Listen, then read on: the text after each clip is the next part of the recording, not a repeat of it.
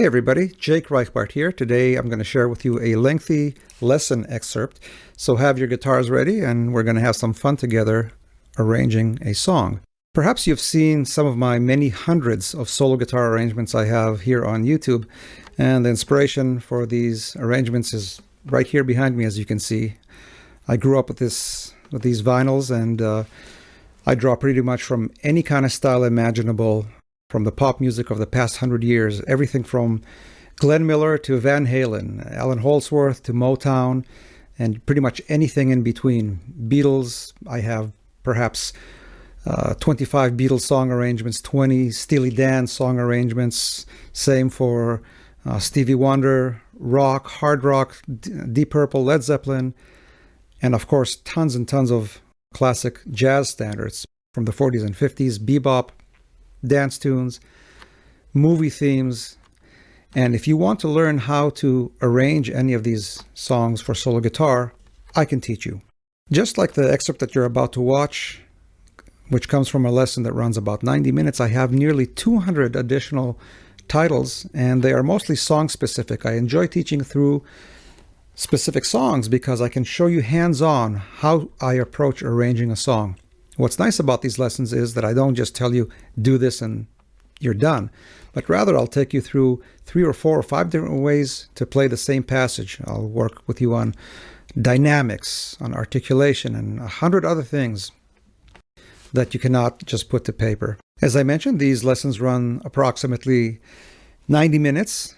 The introduction, which runs usually 15 minutes, focuses on the right hand in rhythm, and in this introduction I go through my 3 pillars of rhythmic arranging, the first principle being melody and bass only, the second being rhythmic arpeggiation, and the third, of course, the down stroke that I play with my right hand fingernails to produce that backbeat that everybody asks me about. Nevertheless, I do have 2 main method lessons. The first one, how to arrange any song for solo guitar, running 2 hours, and also an introduction to fingerstyle guitar and solo guitar arranging, running 2 hours and 40 minutes. The information about these lessons, the cost, my full lesson list, as well as a link to the full performance of the song that we're working on today is below in the information. So expand the information, take a look, and let's get started. This famous guitar introduction, and I do it using my first finger in this case. I place it on the upper 2 strings on fret number 10, getting the notes D as well as A. And I play these 2 together with my with fingers number 1 and 2 with my right hand, and I kind of slide them up 2 frets to fret number 12. So I got E and B, and slide it back to their starting point. And I repeat the exact same idea, but now on fret number 5 to 7. So now the notes are going to be A, E to B and F sharp and back. So together.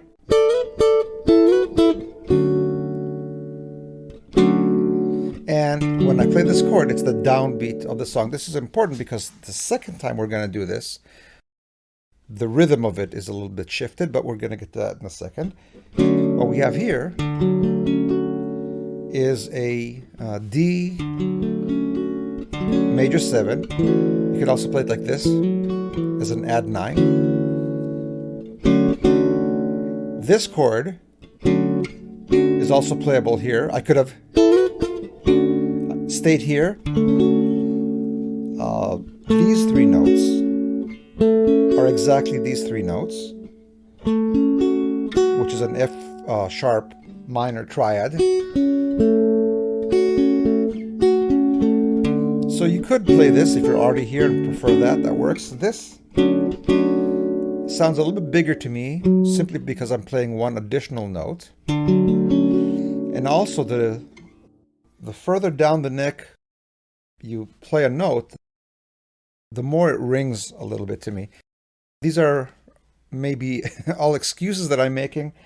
Sometimes I'll pick out a fingering or some guitar position for no real specific reason other than I put my hand there and that's what it is. So now that we're sitting down to learn and analyze, I'm realizing, of course, that there's other ways to do the same thing. And that's all, again, a typical feature for my lessons, that as I'm showing something, I may show more than one way to do it. And in fact, I may discover better ways to do something that I did originally in the video. At any rate, this works fine for me. And it is a D major 7. And I produce it by having a bar on the 2nd fret.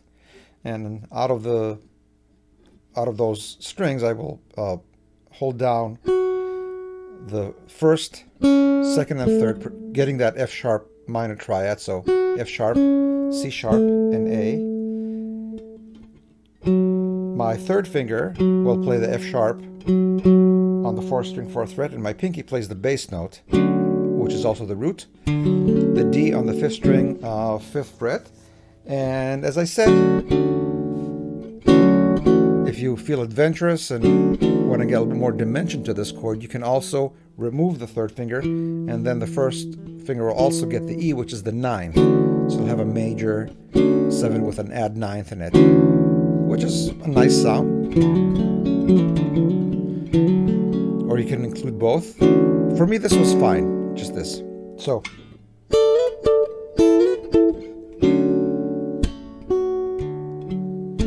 So 1, 2, 3, 4, and you're noticing that I'm arpeggiating. Before I go.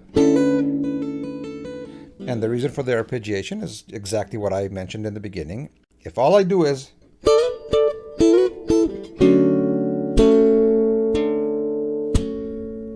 notice how empty that sounds compared to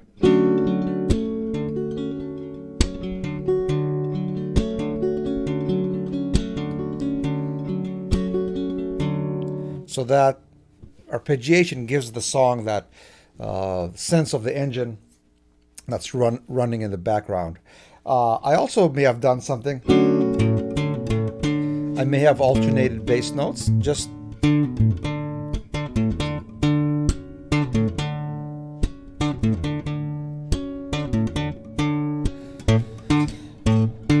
for most chords when you play, especially in pop music, you can find an alternating bass note.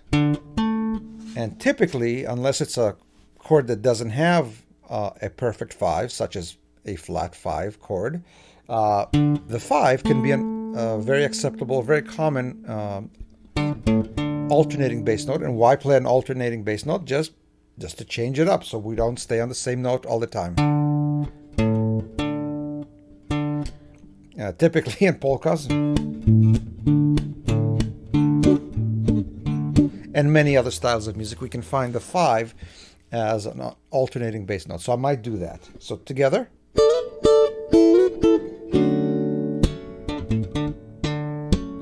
Next section. What we have now is still a D major 7, but with my attempt to copy that synth line, which is just the A to B and back in the underlying subdivision. So there's really no need to arpeggiate the chord anymore.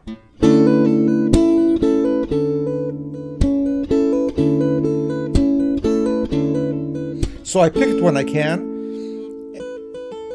but there's enough, my pinky has enough power to hammer and pull. Nevertheless, I will pick it again with my right hand when I have the opportunity. Right there at that spot, 1, 2, 3. I move on to the next part of this phrase, and the idea is the same. We're copying the guitar lick, but it expands now. First of all, it changes chords. It's going to go to a G chord. But the idea of playing these parallel fourths, which is what this was, this interval is a fourth, And the idea to play the parallel fourths stays, except that we expand them a little bit. Once again, with the first finger, we now reach up to the 14th fret, where we play the notes F sharp and C sharp. Slide up half a step to the 15th fret, G, D, and back.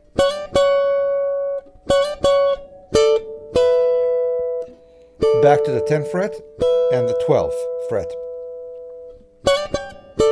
Again. And at the exact moment that we land on the 12th fret, the E and B is when the chord switches to a G major. Now, ideally, I'd play a lower range G, like this one, but it's just not available to me. And furthermore, it's pretty unusual for me to play a bass note on the 3rd string, but that's the only G that I could find in the area. So that's my chord at this stage. So notice how we are using some of the techniques that we have already talked about to play a very strange little chord on the upper 3 strings, and that's our entire harmonic content plus the bass note at this moment. The E and B on string 1 and 2, 12th fret, plus this G.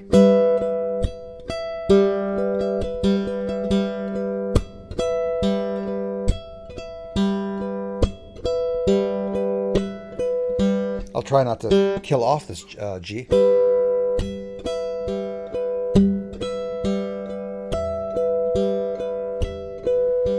And even then, with my right hand, I'm doing as much as I can with the very little that I have, which is just I'm kind of arpeggiating these two, which we don't have time to in the song itself. But I'm just demonstrating that my right hand is always looking for the place where I can arpeggiate and create motion. So just to sum up this portion.